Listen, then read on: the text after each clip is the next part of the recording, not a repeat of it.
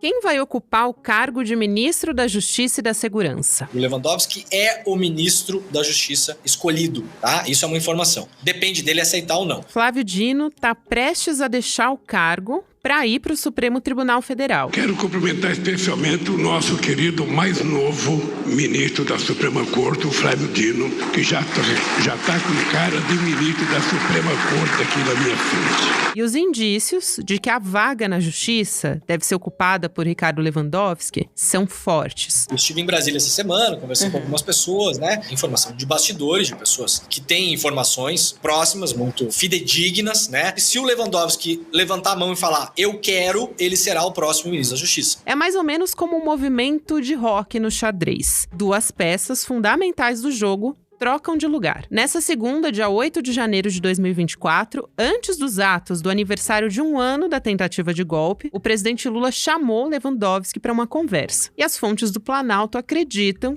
que foi uma conversa definitiva. Mas ele aceita o ministério do jeito que ele é hoje, ou seja, Ministério da Justiça e Segurança Pública. Ele não quer separação, não quer ficar só com os temas da Justiça, ele quer a Polícia Federal, a Polícia Rodoviária Federal, a Secretaria de Segurança Pública, a configuração que o Ministério tem hoje para cuidar dos temas de segurança pública da maneira que ela é. O ex-ministro já deixou claro que está à disposição para o que o presidente precisar, e a expectativa é de que o nome de Lewandowski vai ser anunciado nos próximos dias.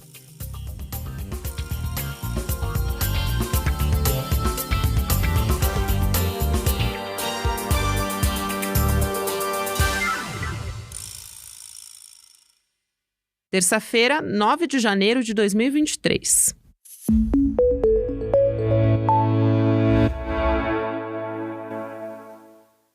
Oi, olá, seja muito bem-vindo, seja muito bem-vinda. Eu sou a Gabriela Varela, esse é o Videocast em Detalhes. E aqui a gente continua nesse ano de 2024, sempre com um convidado, uma convidada, conversando, analisando uma temática ou uma notícia importante do momento. Eu vou conversar agora com o professor Wallace Corbo, que é professor de Direito Constitucional da Universidade do Estado do Rio de Janeiro, a UERJ, e também da Fundação Getúlio Vargas, a FGV. A gente vai falar sobre a sucessão no Ministério da Justiça, Segurança Pública, quais são os nomes mais cotados para assumir essa vaga e também quais são as prioridades, os desafios para essa área, que é, vamos dizer assim, talvez um dos principais gargalos do governo Lula. Professor, seja muito bem-vindo aqui em Detalhes, um prazer falar contigo. Olá, Gabriela, um prazer falar com você e também cumprimento todo mundo que está nos ouvindo, nos assistindo hoje. Prazer te receber aqui. Professor, eu quero começar perguntando sobre esse dia de gravação que a gente tem, é uma segunda-feira, é o dia 8 de janeiro, exatamente 1 ano depois da tentativa de golpe ou do golpe, né? Vamos dizer assim, porque a gente teve realmente a tomada da Praça dos Três Poderes, ainda que tenha sido momentaneamente. A democracia, ela tá consolidada ou ela ainda tá sob ameaça? E qual a importância da gente ter um dia com um marco, um evento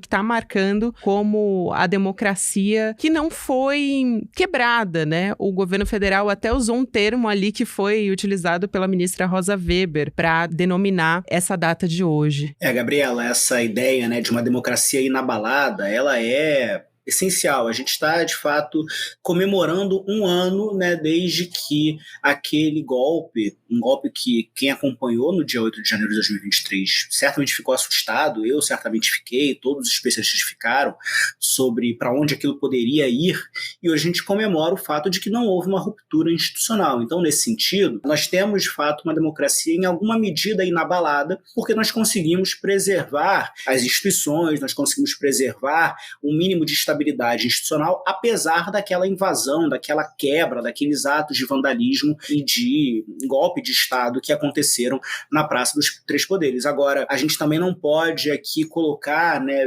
uma venda nos olhos e fingir que está tudo bem. Não está tudo bem, nós avançamos bastante, mas a verdade é que ainda existe no Brasil, ainda existe nas instituições brasileiras uma série de agentes políticos, né, que tentam dizer que não, tudo bem, aquilo ali era liberdade de manifestação, aquilo ali eram manifestantes, está havendo abuso ao tentar responsabilizar eles. Então, a gente ainda tem dentro das instituições quem veja com bons olhos aquela tentativa de golpe, quem talvez lamente que não tenha dado certo. A gente ainda tem muitos agentes que estão longe de terem sido responsabilizados. Então, por mais que nós tenhamos avançado em resistir, né, em impedir o golpe, tem muita coisa para fazer ainda, Gabriela. A gente tem muita coisa para fazer ainda e uma figura que talvez seja chave nesse momento é de quem vai ocupar a vaga no Ministério da Justiça e Segurança Pública. E a gente tem o ex-ministro do STF, Ricardo Lewandowski, que é o nome favorito do governo nesse momento para ocupar essa vaga. Ele foi, inclusive, chamado para uma conversa com o presidente Lula nessa segunda-feira, dia 8, e ela deve acontecer, pelo menos essa é a previsão enquanto a gente está gravando o podcast. Mas por ter ocupado essa cadeira no Supremo, inclusive num momento tão importante de ameaça à nossa democracia, ele foi atacado pelo bolsonarismo. A gente completa hoje, mais uma vez, eu estou reforçando, 1 ano dos atos do 8 de janeiro, que depredaram a Praça dos Três Poderes e também o próprio Supremo Tribunal Federal. Professor, qual é o perfil que você esperaria do ministro Lewandowski, se ele vier aceitar, como ministro da Justiça nesse contexto que a gente está falando? Uma ótima pergunta, Gabriela, e ela é muito boa porque, se a gente parar para pensar, o ministro Lewandowski, ele foi ministro do Supremo Tribunal Federal, ele foi nomeado pelo presidente Lula há mais de 20 anos. Então, a maior parte do que nós conhecemos como carreira pública dele foi como juiz. Né, por mais que o termo ministro da Justiça faça parecer em algum grau, né, que isso tem alguma coisa a ver com julgar, com decidir,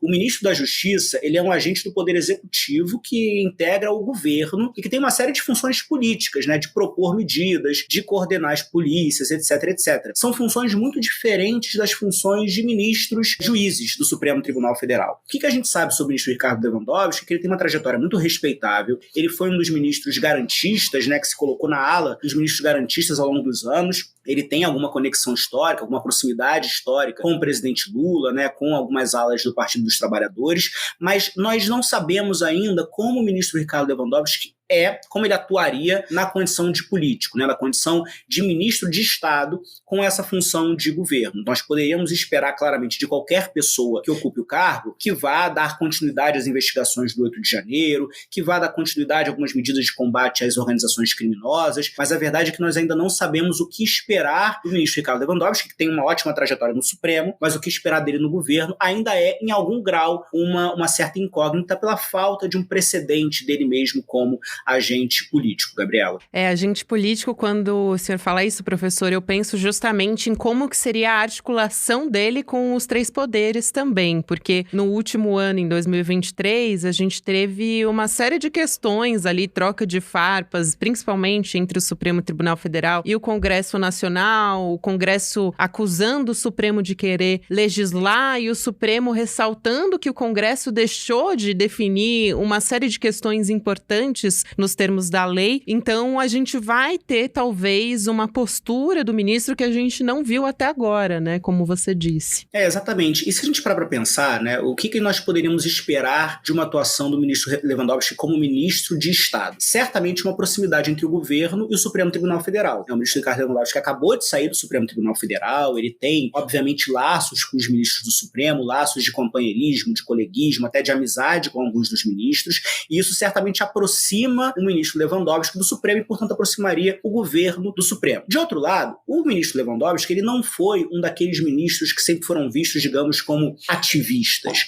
São poucos os casos de decisões do ministro Ricardo Lewandowski que tenham sido vistas como decisões que interferiram muito na esfera dos outros poderes. Ele não é, como outros ministros são, aqueles que são vistos como grandes ativistas, grandes ministros políticos. Isso facilita a interlocução com o Congresso Nacional. Agora, se a gente for fazer uma comparação, Gabriela, se a gente for fazer um contraste, por exemplo, com o ministro Flávio Dino, não tenho dúvida de que o ministro Flávio Dino, que tem uma carreira política muito mais ampla, ele tem uma capacidade de interlocução política que a gente imagina que seja muito maior também do que a do ministro Lewandowski. É difícil saber, pode ser que o ministro Lewandowski se demonstre um ótimo articulador político, mas de fato a gente sai de alguém que tem uma trajetória de décadas na política para alguém que tem uma trajetória de décadas no judiciário. Então é como se o governo, ele em algum grau se afasta um pouco do Congresso, se aproxima um pouco do Supremo e a gente fica procurando como que vai ser a articulação com o poder legislativo a partir disso. E tem a questão da divisão do Ministério da Justiça e Segurança Pública em dois, né? Até a Andressa Dias, jornalista da Globo News, ela apurou que uma das condições justamente para ele topar, aceitar, é não existir, não dividir o ministério. Professor, qual que é a sua avaliação sobre dividir ou não? Ele acredita que não faz sentido essa divisão, e aí se ele deixasse de assumir, existem vários nomes aí cotados, inclusive o Ricardo Capelli, para assumir essa outra vaga, né, que surgiria nessa outra pasta. Mas por que o Lewandowski teria a previdência por um ministério único? Seria mais forte? Tem essa característica de superministério? Como é que a senhora avalia? Em algum grau, não existe uma resposta certa, né, Gabriela, sobre qual é a melhor forma de organizar o Ministério da Justiça, se com segurança pública ou se separado de segurança pública. A gente está num campo de uma disputa que é eminentemente política. Como você bem apontou, essa tendência que vem desde ali o governo Temer, né, de cada ministro querer um superministério, né, para ter uma capacidade de interferência no governo muito maior. Então, quando a segurança pública entra no Ministério da Justiça, se mantém no Ministério da Justiça, isso amplia o rol de competências, de atribuições daquele ministro. Hoje, o ministro da Justiça tem uma série de competências de atribuições. É competência do ministro da Justiça planejar atos do governo que tenham a ver com política judiciária, que tem a ver com reabilitação de pessoas que eventualmente tenham sido penalizadas, né, privadas de liberdade. Hoje, no campo da segurança pública, ele vai coordenar as polícias, ele vai tomar os atos, né, de elaboração de projetos de lei, etc., para submeter para o presidente sobre as polícias no Brasil. Então, de certa forma, essa justiça de que fala esse ministério é uma justiça tanto na relação com o poder judiciário quanto na relação com aqueles órgãos do sistema de justiça que integram o poder executivo, que é a polícia. Se eu tiro a segurança pública, isso reduz a quantidade de coisas que o ministro vai fazer, a importância do ministro. Se a gente parar para pensar, Gabriela, que esse tema do combate ao crime, do combate à corrupção,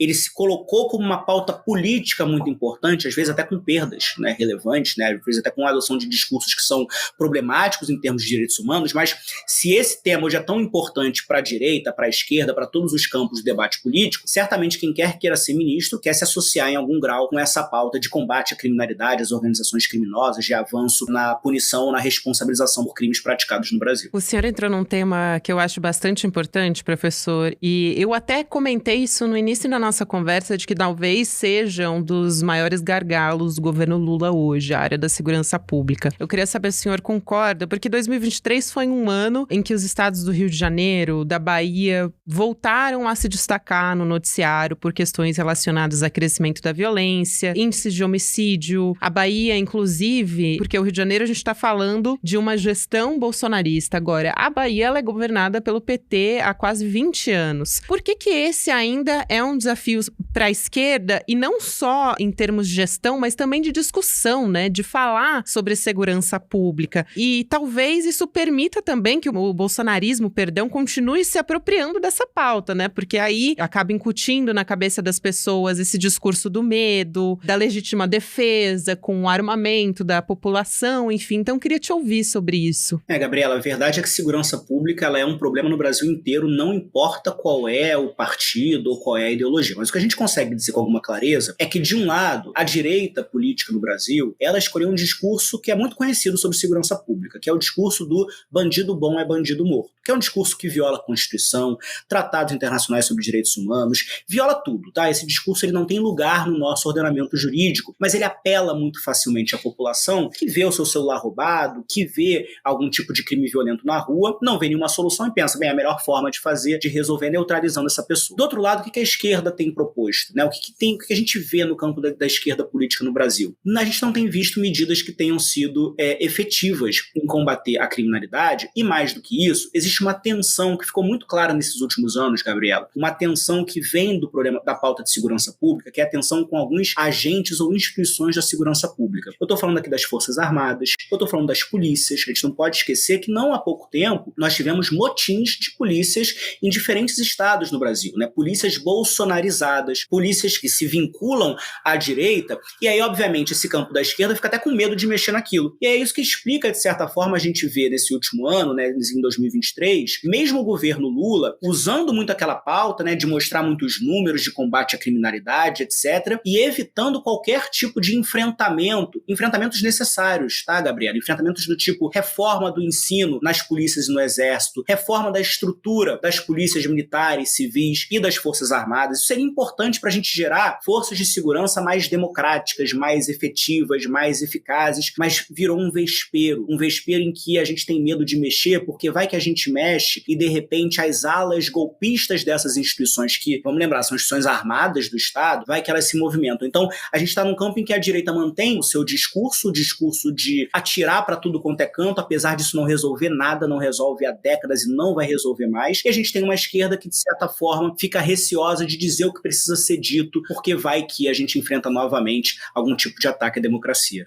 É verdade, é um grande desafio e tem a questão, quando a gente está falando de segurança pública, ela não deixa de ser, ou deveria ser, baseada em evidências científicas, né? E a gente teve também a adoção de medidas ineficazes, inclusive em 2023, em governos anteriores também, mas em 2023 a gente teve no governo Lula o decreto da garantia da lei e da ordem no Rio, na Bahia, e o ministro José Múcio, eu acho que também se destaca por, desde o começo, subestimou os riscos de um golpe que acabou se concretizando e logo no início do governo Lula correu até o risco de uma fragilização muito forte logo no começo de um mandato, né, de 4 anos. Agora, falando em evidência científica, o Brasil, historicamente, costuma, né, professor, ignorar essas evidências, o que comprovadamente funciona nessa área, como, só para dar um exemplo, mas a gente tem diversos, né, câmeras nas fardas, superlotação nas prisões também. Como é que a pasta de quem vai assumir esse cargo, e provavelmente o ministro Ricardo Lewandowski, pode criar soluções a médio prazo, a longo prazo, porque ignorar essas evidências científicas produz morte. E muitas vezes a gente tem índices de homicídios altíssimos e tudo mais, mas também tomar essas medidas muitas vezes acaba gerando críticas, justamente porque é uma pauta que tem uma dificuldade de ser digerida, inclusive pela esquerda, né? Gabriela, eu falo do Rio de Janeiro, né? É aqui que eu moro, que eu vivi, que eu cresci, é aqui que eu acompanho principalmente a política, e o Rio tem se tornado um péssimo exemplo que já se exporta para os outros estados. O que acontece nessa pauta, digamos, das políticas de segurança pública? O que acontece? A gente fica envolto e imerso num discurso de terror, que diz pra gente que a única forma de promover segurança é com um policial armado nas ruas, atirando tipo bang-bang mesmo, como se a gente vivesse no Velho Oeste. O que tem de propostas para resolver isso? Existe uma série de propostas baseadas em ciência. Você deu o exemplo de proposta baseada em ciência, que é o uso das câmeras junto aos policiais. As câmeras são comprovadas como um mecanismo que reduz a letalidade, aumenta a segurança para o policial, aumenta a segurança para o civil. Mas o que a gente vê na prática? Primeiro, que o discurso do terror ele é muito forte. E segundo, que deixando de lado os bons policiais, né, que estão arriscando suas vidas diariamente, né, na prática de segurança, a gente tem uma série de organizações criminosas dentro de instituições de segurança, na política inclusive, que tem interesse em barrar todo tipo de medida de segurança pública que seja baseada em ciência. Por quê? Porque eu não quero que o policial bom não tem problema nenhum de colocar uma câmera na farda dele, mas eu não quero que um policial miliciano, que eventualmente tenha algum tipo de contato no poder legislativo, que ele use câmera de segurança. Como é que ele vai fazer para coletar lá a propina que ele tem que coletar, para praticar algum tipo de homicídio que ele tem que praticar como forma de avançar os seus crimes? Então a gente está no campo, numa dificuldade, Gabriela, de lidar com isso no âmbito local. E aí você me pergunta, o que a gente pode fazer no âmbito federal? É se afastar dessas influências, né? No Rio de Janeiro é muito difícil você conseguir fazer uma transformação na segurança pública, porque eu tenho a Assembleia Legislativa, o governador, todo mundo bolsonarizado, todo mundo imerso nessa lógica que não permite avançar. O que o governo federal pode fazer? Criar mecanismos que incentivem boas práticas de segurança pública. Isso parece ser uma das medidas propostas recentemente, tanto pelo Flávio Dino quanto pelo Ricardo Capelli, mas a gente ainda está no campo aqui de tudo muito incipiente, tudo muito ainda negociado com as polícias, de novo, com base nesse medo de algum tipo de motim ou de algum tipo de desrespeito à hierarquia.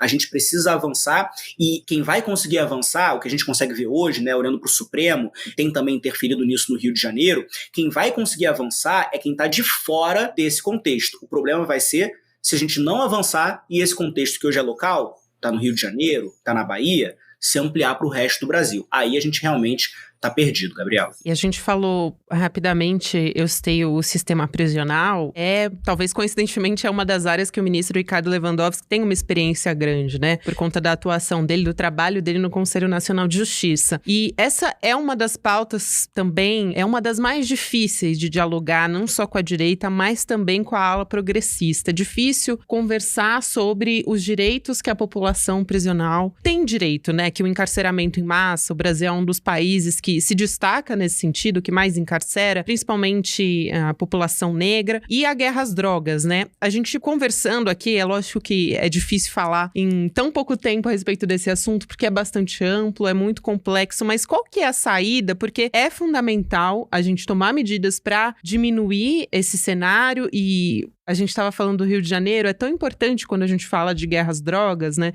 E o quanto isso fomenta mais e mais a entrada de pessoas nas prisões. E sem que o governo Lula perca a popularidade, porque hoje a gente enfrenta um cenário de que o presidente Lula, a imagem dele é muito importante também quando a gente fala nessa ameaça à democracia que o Brasil enfrenta hoje, né? Tudo parece que não tá nada ganho, é tudo no pouco a pouco ali, né, professor? Então, o bolsonarismo, a ameaça à democracia tá muito à espreita. Gabriela, tem essas frases de que político sempre diz, né, que tem algumas coisas que não dão voto. Uma delas é saneamento básico, porque é obra que ninguém vê, porque é debaixo do solo, e a outra é fazer qualquer tipo de política para pessoas encarceradas. Eu lembro, assim, de crescer assistindo programas, né, noticiários, e aí sempre tinha uma matéria mostrando que é absurdo, que nessa prisão um preso come melhor do que uma pessoa que está nas ruas e não praticou crime nenhum. O brasileiro não gosta, né? Não gosta. A gente tem um país que é profundamente violento e autoritário nesse sentido, ele não gosta de ver qualquer tipo de política sendo feita para presidiário, para pessoas que praticaram crimes. A gente ignora, Gabriela, que 40% dessa população que está encarcerada, mais inclusive, são pessoas que sequer a justiça concluiu que praticaram crimes. São pessoas presas cautelarmente, para ver depois se praticaram mesmo esse crime ou não. Mas o fato é que você aponta algo que é central. Não é fácil para um governo fazer política para presídio. As pessoas não gostam, você perde votos. O que hoje nós temos como um horizonte de possibilidades? Nós temos uma ação que foi julgada pelo Supremo Tribunal Federal, o ministro Lewandowski ainda estava no Supremo na época em que esse julgamento começou, que é a DPF 347, que é uma ação que trata do estado de coisas inconstitucional do sistema carcerário. O que ela diz? Diz que a gente vive um sistema carcerário em que presídio é igual a masmorra. E a Constituição não permite que presídio seja igual a masmorra. O preso tem direitos fundamentais. O preso é uma pessoa que está custodiada e, portanto, o Estado tem uma responsabilidade de que essa pessoa saia viva, né? E minimamente íntegra e com capacidade de reinserção social depois na sociedade. O Supremo determinou uma série de medidas para a União e para os estados, voltadas a resolver esse problema que a gente tem no sistema carcerário, que é essencial, Gabriela, para que as prisões deixem de ser faculdades, né, para formar criminosos para o crime organizado. A pessoa entra, de repente, por um furto e ela sai formada em tráfico. Hoje o Supremo mexeu um pouco nesse tabuleiro, tirando um pouco a responsabilidade do governo. O governo agora tem só que cumprir a decisão do Supremo, pode culpar o Supremo pela decisão, não tem problema nenhum, só tem que atuar. Agora, de fato, medidas que sejam proativas do governo, a gente não espera isso num Brasil que ainda está profundamente bolsonarizado, em que qualquer medida nesse sentido vai ser usada até por meio de fake news para dizer que o Lula, ou o PT, ou o governo gosta de bandido, prefere bandido do que um cidadão de bem. É uma tristeza, não é isso que a nossa Constituição diz, não é isso que a nossa Constituição quer, mas esse é um problema político hoje central. É um problema político muito forte e justamente dialogar sobre isso, educação política nesse sentido, é uma dificuldade muito grande. Acho que a gente precisa repensar, talvez, quais são os caminhos para fazer isso, principalmente no ano de eleição municipal, né, professor? Agora, pra gente talvez ir encaminhando pro final, e pode ficar à vontade para colocar se o senhor tiver alguma questão a respeito desse assunto, mas o tema da representatividade surgiu tanto na sucessão do Supremo Tribunal Federal, e aí a gente acabou não tendo uma mulher negra para assumir, ocupar essa vaga, mas foi uma reivindicação muito forte, inclusive diversas entidades nesse sentido. Inclusive agora está acontecendo mais uma vez no Ministério da Justiça, mas a gente sabe que Ricardo Lewandowski provavelmente vem aí. Se cogitou o nome da Gleisi Hoffmann para assumir essa pasta também na Justiça, a Adriana Accorsi também na Segurança, para apaziguar, talvez, essa questão que a base do governo Lula cobra muito, né, que seria ter mais mulheres nos ministérios. Ainda assim, é um tema que tem sido também uma dificuldade, e mais uma vez a gente esbarra nessa questão da governabilidade, mas fato é que a gente tem a questão da representatividade sendo colocada de lado muitas vezes nesse governo, porque, enfim, tem outras questões que estão sendo colocadas em jogo também. Agora, quais são os riscos de um ministério em que faltam vozes de mulheres, de pessoas negras, da população LGBTQIAP+, enfim. Inclusive, o senhor é autor do livro, né, Discriminação Indireta, então eu queria te ouvir a respeito disso. Gabriela, o risco é um mau governo. São mais políticas públicas, né? Tem muita gente que entra nesse debate sobre representatividade achando que o importante é ter um quadro bonito, né? Fica mais bonito o quadro com mulheres, com pessoas negras. Não é isso, né? Não é útil que a gente tenha, não é bom, necessariamente bom que a gente tenha um governo só com mulheres e todas as mulheres fazendo as piores políticas possíveis. Não é disso que a gente está falando. A gente está falando o seguinte, que se a gente tem um governo que foi eleito numa lógica de inclusão, de incluir quem sempre foi silenciado, você colocar no campo, né, no mais alto posto, nos mais altos postos de decisão, pessoas que integrem esses grupos, tende a melhorar a qualidade das políticas públicas. Por quê? Porque uma mulher vai ter uma visão, não só qualquer mulher, mas uma mulher, se a gente pensar num governo de esquerda, então uma mulher que tem uma trajetória junto a movimentos sociais, de esquerda, etc., etc., ela vai ter não só aquela visão do movimento social, que é a visão predominante, mas ela vai ter também outras percepções que fogem à percepção de um homem. Eu gosto muito de usar como exemplo, Gabriela, a questão das pessoas com deficiência, porque é muito comum que nós que não temos deficiências aparentes, pelo menos, que nós esqueçamos ou não pensemos, né, que eventualmente um prédio não pode ter só escada, tem que ter uma rampa, etc, etc. Para uma pessoa com deficiência, a primeira coisa que ela vai pensar quando ela pensar numa política pública é como essa política pública pode ser pensada não só para atingir a população como um todo, mas também pensada especialmente para pessoas com deficiência. Quando eu coloco no Supremo Tribunal Federal, nos ministérios, no Poder Legislativo,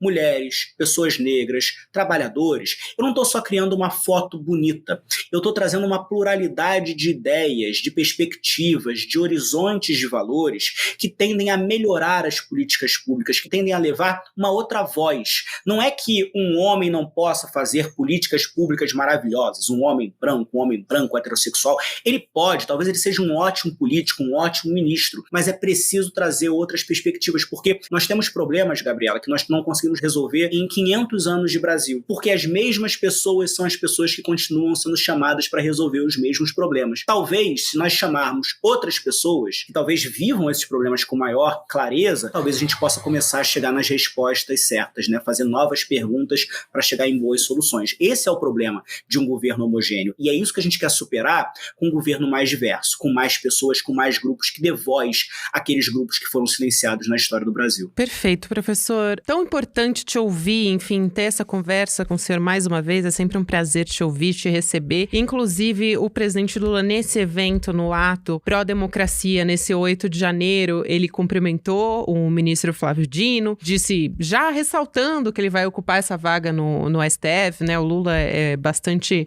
brincalhão, então fez brincadeiras nesse sentido, disse que ele já tá com cara de ministro do STF, mas ele ainda não anunciou o novo ministro da Justiça. Deve, portanto, enquanto a gente tá gravando, conversar com o ministro Lewandowski. Em breve a gente deve ter esse anúncio e a gente vai continuar acompanhando. Foi um prazer te receber, professor. Um abraço grande, até uma próxima. Prazer foi todo meu. Qualquer convite que você tenha, me chame. Para mim é sempre uma alegria conversar com você. Até uma próxima. Alegria toda nossa, professor. Até mais. Videocast em Detalhes fica por aqui. O próximo episódio vai ao ar às 10h30 da manhã, ao vivo no YouTube, por onde você acompanha toda a nossa programação aqui no ICL Notícias, nos canais do Instituto Conhecimento Liberta, Eduardo Moreira. E para você também que nos ouve em podcast, o episódio fica disponível mais cedo, com trechos exclusivos que você não encontra aqui no formato de videocast. Mas aqui, para você que escuta em podcast, eu convido que você venha também aqui pro vídeo, porque a gente tá com um cenário novo, também com os nossos convidados por aqui. Então, a partir das 7, 8 horas, episódio disponível em plataformas de áudio, a plataforma que você tá mais acostumado a ouvir, e também no YouTube às 10h30 da manhã. Aí você acompanha a nossa transmissão ao vivo. Muito obrigada a você que me acompanhou até aqui e até amanhã.